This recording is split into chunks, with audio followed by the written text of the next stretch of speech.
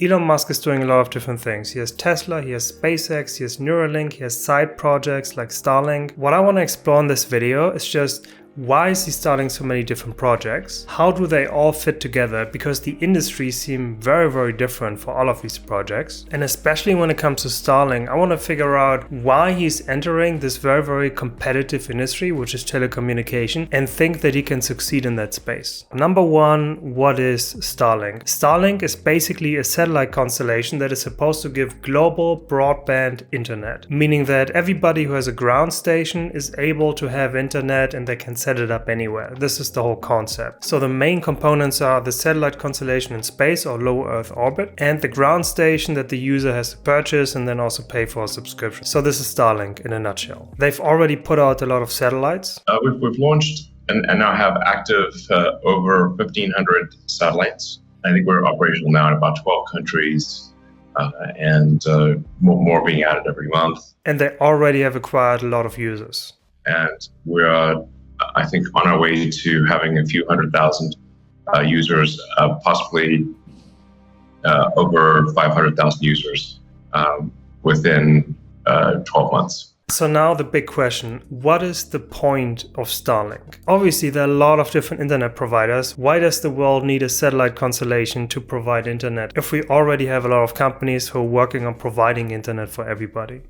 There's a need for connectivity in places that don't have it right now, or where it is connectivity is very limited or very expensive. But at many parts of the world, like I said, it's simply not available. We're well suited to low to medium density areas, but not to high density areas. Okay, it makes sense that he really understands that there's a niche that he's going to target, meaning that he doesn't want to provide internet for people who live in big cities or any types of cities. He wants to target remote areas. So anywhere where fiber or 5G isn't really economic. So everywhere where these systems aren't deployed because it doesn't make financial sense for the telecom providers. So he can create a network and then they can just have the ground station and then you don't have to have a 5G tower and you don't have to have the fiber access. So he has a very particular niche and a very particular pain point. But even though there is a niche, this doesn't mean that the industry isn't competitive, and telecommunication is very competitive because it comes from a lot of different angles. He's competing with other satellite constellations, he has ground stations, whatever, fiber. So there's a lot of different angles to this industry. So just because he has a niche doesn't mean that everything is going to go great, because clearly that niche is already being served by someone. It's very rare that there's an industry or niche that isn't served at all. It's usually served in a way where you think, okay, this could be better, which is usually something that Elon Musk tries to do. Although we can't talk about those deals today because our partner's not ready to announce them, I think it can be quite useful to a lot of telcos for data backhaul. Just if people have cellular stations in remote regions, using Starlink for data backhaul to their network can be a very cost-effective way of doing data backhaul. Okay, so this is an interesting approach. I'm always a big fan of that. If you have something that is kind of B2C, meaning business to consumer, which means they just provide a product or a service for the general public, everybody can purchase, versus something that's B2B, meaning you sell to other companies. You have something that is maybe higher price or something that's only usable by companies. So he is actually kind of doing both because he has the B2C part where I can actually now already buy the ground station as a user, but he says he also has this B2B aspect or B2B2C where he has partnerships with telecom companies who have to service a certain area. And this is a niche in a niche, because this also makes a lot of sense, because if there really is a business pain point and they say, okay, we have to service this whole area, but for us it's economically only feasible to service, let's say 80% of that, the other 20% is costing us as much as servicing the main 80% because they're so spread apart. So we need some add-on, we need some auxiliary technology, something like Starlink, that we can implement into our tech just to service the rest. We don't care if it's a bit more expensive because we're going to save money anyway, because we don't have to service everything. We don't have to service the empty desert, for example, which is just a waste of money. So I can see that. Obviously, only he knows the numbers. So how big is that pain point? How much extra money are they spending? Are they willing to pay for something like Starlink? Is Starlink actually filling that gap in the same way? So for example, how would that work? Would the telecom provider then send a Starlink unit to all of the other ones? Or would they give them some white brand thing? Or would they say, hey, we want one Starlink unit in one area and this is going to service 5 different spots? How is that going to work? It sounds good, but only he knows, or only the telecom companies know how useful that actually is. So I'm not going to put out a judgment there. Sounds interesting. I can't fully validate that. But one thing, because he keeps saying that, hey, there are 2 telecom providers we want to partner with. So we have two quite significant partnerships that with major country telcos that I'd like to be able to announce now, but we obviously defer to our partners to make any announcement. So I did a search on that. I couldn't find the names. The only thing I could find now, I mean, obviously this was in July 2021. Now it's March 2022. The only ones I could find that he wanted to partner with Indian telecom providers, so companies in India. Obviously what he needs to do for Starlink to be valid, the country itself has to approve it. But in India it actually failed. So it didn't give him the regulatory approval. So now I'm curious, is where all of the telecom providers the ones from India, or does he have them all over the globe? Because if India was the only one where this business model was valid, then obviously this is a very bad sign, because so far I haven't heard anything else. So is there one in the US? Is there one in Europe? Or was India the only one? Now he's blocked there. So this whole thing with the partnership, this seems to have fully fallen through. But then again, obviously Elon Musk is always someone who likes to surprise people. So maybe he's going to announce some big partnership with some huge company in the US, maybe in South America, maybe in Europe. So I don't know. But so far, this actually didn't turn out the way he wanted to. So one big thing is, even if you take all of that for granted, you say, okay, he has the B2C business model, which is a good use case. Then you have the B2B2C with the telecom providers, where he helps them cover remote areas. So it is profitable for them too, and they can get their licenses. Let's say you take all of that for granted. But now let's look at what is the technical competition when it comes to satellite constellations. It's not like he is the only one who ever had the idea to put satellites into space to have internet. So of course he has a lot of competitors there. So how does he expect to succeed with his technology in that particular space, which is satellite constellations for internet in space? Every other low Earth orbit communications constellation ever done has gone bankrupt. Now some of them have emerged from bankruptcy, but let's just say the original owners did not benefit from those constellations. So step number 1 for Starlink is don't go bankrupt. Elon Musk is super entertaining. So he starts out with saying, hey, let's not go bankrupt, which is a really fun thing to say. I think he really knows how to just loosen it up and be fun, which is probably one of the reasons why he is so popular. But here's the thing. It's really hard to validate that statement. Whenever I hear someone saying something like, okay, other companies usually have technology that's like 3 years old and they send it into space. From a technology standpoint, Starlink is quite different from prior LEO constellations in that the technology that we're deploying is very advanced. What happens often with space-based technology, somewhat ironically, is that it tends to be older technology that exists on the ground.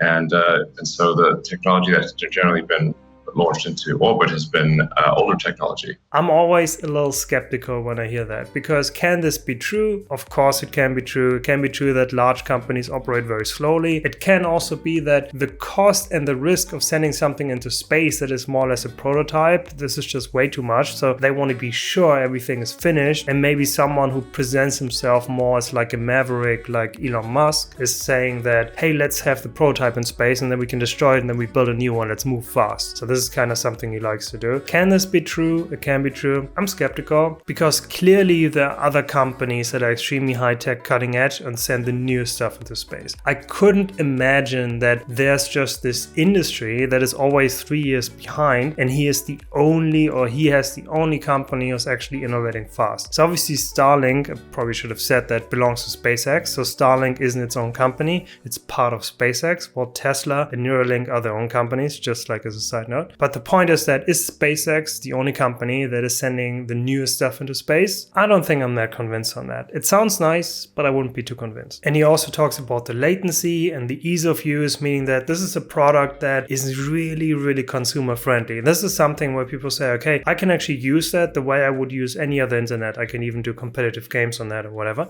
Latency for a Starlink system is similar to latency for ground-based fiber and 5G. So we're expecting to get latency down under 20 milliseconds. So you can still do, it feels very fast. Like there's no lag. And you can play, for example, competitive video games on a Starlink system. And on the other side, it's so easy to use. You have to just point it at the sky and you have to turn it on. So this is the idea. So I love that. Okay, we'll have like a mountain climber or something to go install that if it needed a professional installer. So we designed our system to not need a professional installer. You can literally take it out of the box and within less than 5 minutes have connectivity. This is just the typical tech mantra of trying to be as user-friendly as possible. Ideally 1 click, if you can't avoid it, 2 clicks, but definitely not 3 clicks, like really fast to get to the product. So this all sounds great. But what I think is kind of the biggest selling point is that he already has the infrastructure to send things into space. We also have the advantage of a launch system that is capable of a very high launch rate and capable of putting a lot of mass to orbit. I believe last year SpaceX delivered about 2/3 of all payload to orbit, and this year we may deliver closer to 80% of all payload to orbit of Earth. And I know there are some people who are hating on him, you're saying he's doing nothing right. But what he's saying is that he's launching a lot of stuff into space already commercially. So we are launching, let's say, 30% of all the payload into orbit, or maybe it's going to be 80% at some point. So he's already doing that. For him to send his own satellites into space is extremely economical. And he also talked about that with the batteries, where he was trying to reduce the cost of the batteries. And he said, okay, for Tesla. And then he said, okay, if we purchase these materials, it's always going to be super expensive. How can we just purchase the raw materials and then do all of the production steps ourselves so we can actually lower the cost? Because obviously any supplier you're going to buy from always has margins. So if they always sell you something with a bit of a profit margin on top, then you're always going to pay a little extra. If you can put in the investment to actually produce everything in-house, then you're going to have a lot of room for your own margins. So you're not going to pay the profit of other companies. So in that case, he has that benefit. So him starting that project, I believe already 10 years ago, to have the satellite constellation makes a lot of sense for someone who's building rockets to commercially launch payloads into space. So I think this is a very huge thing that's on his side, that he can really launch things very economically. Okay, so far we have SpaceX and Starlink is like this side project. It kind of makes sense, not fully yet. I'm going to explain that at the end of the video. It kind of makes sense, but as a side project, how much money has he put into, and is it going to be profitable? This is the big thing. Is it just going to be a side project for future purpose, or is this actually going to be a profitable business model? I think probably before we go to,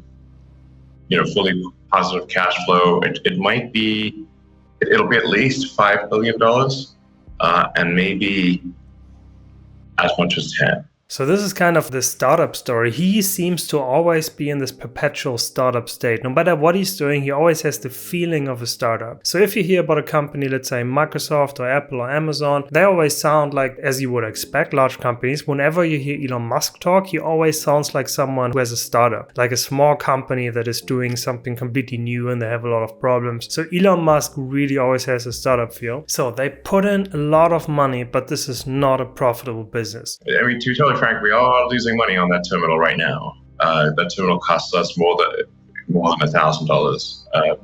So we obviously are subsidizing the cost of the terminal. Now we are working on next generation terminals that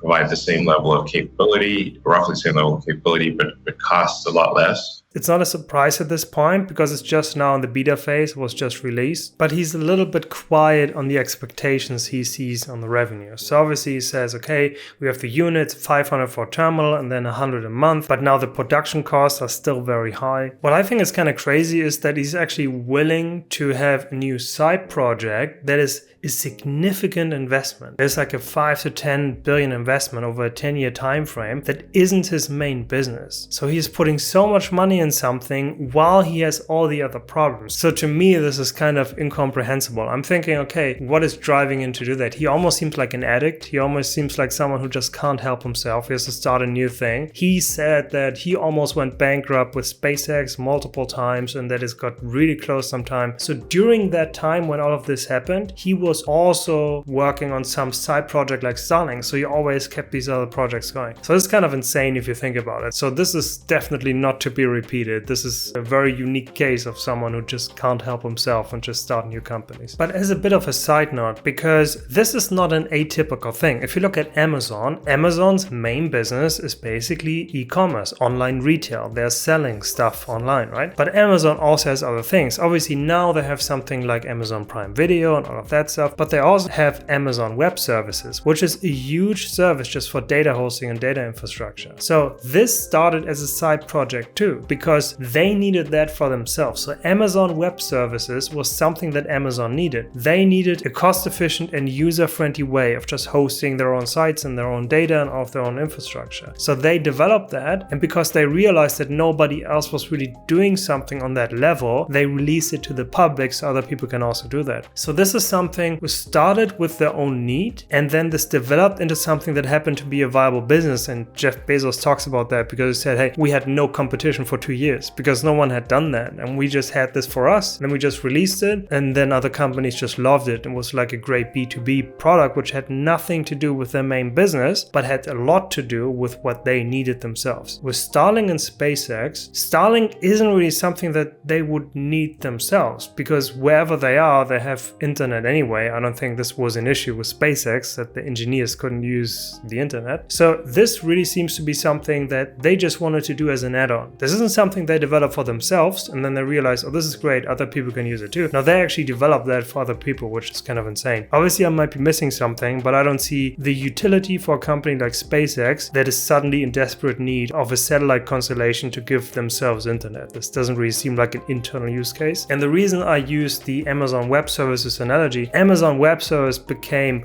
wildly successful. And I think it was just a complete blessing for them because financially this really put them in a really good position at difficult times. So in that case, Starlink doesn't really seem to fill that role. So why does he have so many businesses? Why does he have Tesla, SpaceX, or Neuralink? SpaceX was really started with the goal of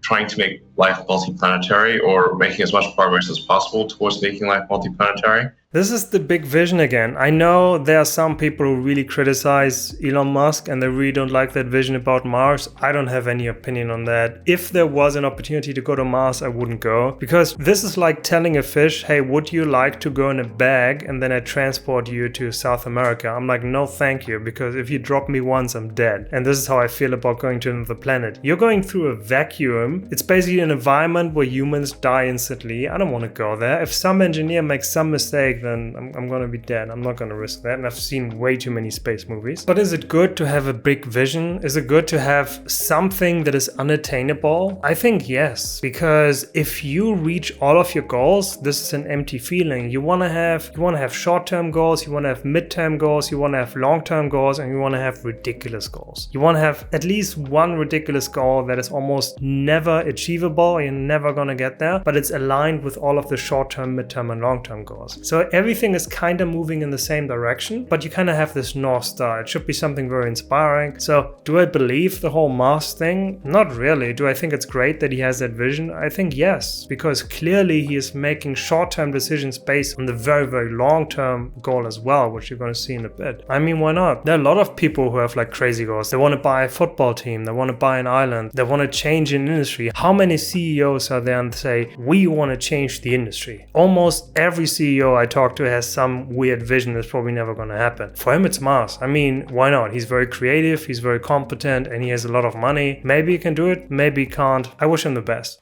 what SpaceX is trying to do is to extend consciousness, the scope and scale of consciousness beyond Earth, and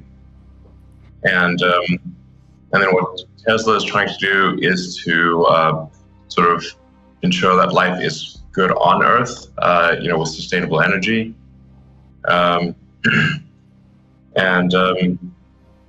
Neuralink is sort of oriented towards long-term AI-human symbiosis. So he's stretching it a little bit because the way he's presenting it is a little bit too reductive. It actually makes him look a little bit arrogant because it's not like Tesla is solving all of the environmental issues. Tesla is great if you think about the alternative being, let's say, combustion engines or other electric cars that maybe wouldn't have as much hype or as many users really loving these vehicles. So clearly he has a huge impact there, and he also sells solar panels and battery technology. Just the battery technology itself, there are just a lot of spaces where they say, okay, if we can't reduce the cost for battery technologies, this is never ever going to work. We're never going to have an economic case for these whatever certain renewable types. This all has a huge impact. Does he solve all the problems when it comes to the environment? Obviously not. He's kind of generalizing there just to fit it in a nice box, but I'm not going to judge him for that because I think we all make ourselves look a little better sometimes, especially if you do videos. So if you kind of look at his little summary about his vision where he says, okay, we want to have the AI symbiosis, we want to save the planet, we want to expand consciousness to different planets. It all sounds like a fail-safe for humanity. Okay, what are the things that can kill us? We can destroy our planet. Let's try not to do that. The planet can be destroyed anyway by whatever, some asteroid that's going to come in. Let's try to avoid dying out because of that. Let's expand to different planets. Let's have stations on Mars, on the moon or whatever. So he's doing that. And then we can just be murdered by machines. This can come. So let's take care of that. But everything is kind of flavored to sci-fi, right? Because if you think about sci-fi books, it's always about different planets. It's about asteroids. It's about AI. It's about robots. And then you expand that to natural disasters where you have some Earth that is just completely destroyed because we just haven't taken care of it. So any cyberpunk movie has some of these elements. Something happened. So it sounds a lot like he's trying to be a fail-safe for humanity, but he is a bit biased in what he's focusing on, because then you can say, hey, what about viruses? What about bioweapons? What about making sure that we don't have food shortages at some point? But obviously he's just one human. How many companies does he have to do? But it's kind of funny that he really is into sci-fi. He also named his rockets, I believe, after some books in the Culture series. So I think he's a sci-fi geek, so this is why he's focusing on these things. But then again, in this life, you literally can do whatever you want. So if he wants to focus on these things, please do that. So the last question, how does Starlink fit into all that? Because now we talked about a fail-safe for humanity, saving the environment, being multiplanetary, expanding consciousness, merging with AI. So this is all like a fail-safe for humanity. So let's try not to die out. Let's try not to destroy ourselves. So how does Starlink fit into that? Starlink is internet for people. This doesn't really seem to fit. So what is funny is in that interview where I'm showing the clips, they actually asked him specifically, how does Starlink go in? But then he talks about Tesla and so on. So he actually didn't answer the question, which is kind of sad. But his COO, so the president of SpaceX, actually answered that question. And she said, once we take people to Mars, they're going to need a capability to communicate. In fact, I think it will be even more critical to have a constellation like Starlink around Mars.